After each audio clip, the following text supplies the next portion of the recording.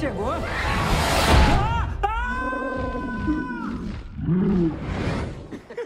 Sem comentários. So Dean, about Comic Con experience, I mean, it was amazing. But what is the best memory that we'll keep from this event? Oh wow, stepping out into the stage with all of the people that were just roaring and cheering. It was so loud. And the lights, right? Yeah, the lights. Everyone had all the little multicolored wristbands, and it was kind of colorful. It looked like the hidden world. O mundo o quê? Endoidou. So this is the last one. I mean, for sure.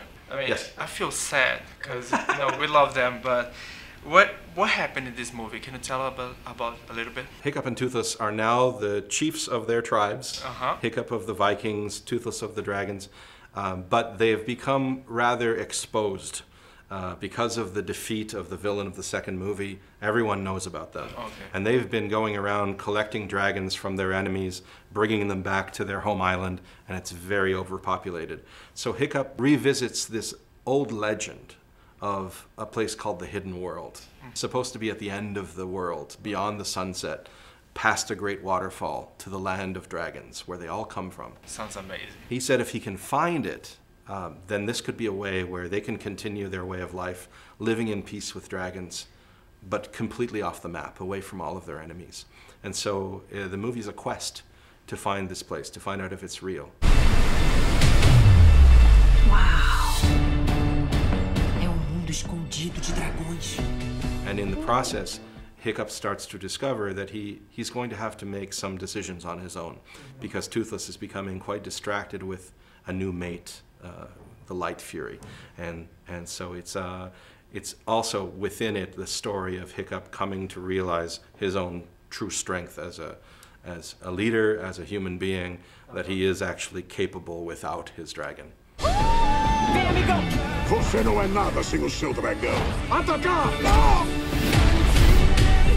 Mostra do que você é capaz, amigão! I feel like there's a goodbye in the middle of the movie, so it's so emotional, you know what I mean? So what are you gonna miss more about these characters, about this adventure? I think, yeah, I think I'll miss the familiarity, because after 10 years, we really feel like we know these characters, and you know, you get to know so much about them that they feel real. So it's both saying goodbye to the characters who within the story are saying goodbye to one another, but also we, the people who made the film, over 300 artists, we're saying goodbye to one another as well, because we don't know if we're going to work on another film together. So it's the end of an era. It's a decade that we're saying goodbye For to. new beginnings, right? Yes. Like you said, it's almost 10 years, so a lot of change in the world in these 10 years. And I mean, in the technology too, what is the biggest change that you felt that you saw about this technology for doing a movie like that? I think in short, we can now do anything we dream of. If you can imagine it, we can make it. It used to be that we had limits in terms of how vast an environment we could create, or how many characters we populated that world with.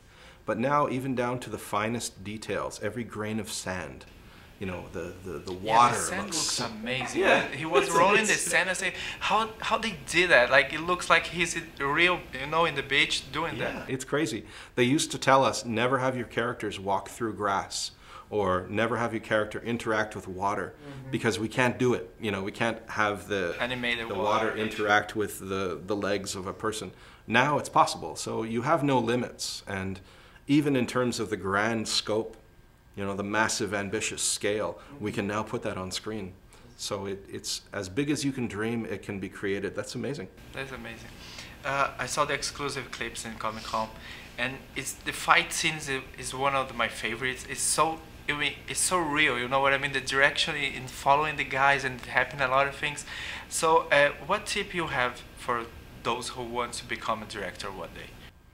Oh, yeah. Well, certainly studying films is important. You study your heroes. I still have my filmmaking heroes, and people like Ridley Scott or James Cameron or Steven Spielberg. Stanley Kubrick was a big one as well. Yeah, continue to study your favorite filmmakers. Watch what they do. Yeah, as much as you can, pick up a camera and try to create something. Even if it's low budget, even if it's just with your friends, create, always make something. Cool. Thank you very much. You're welcome.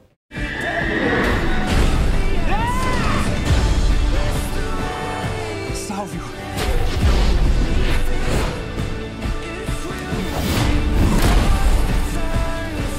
Estamos juntos, amigão. Pra sempre. Como Treinar o Seu Dragão 3.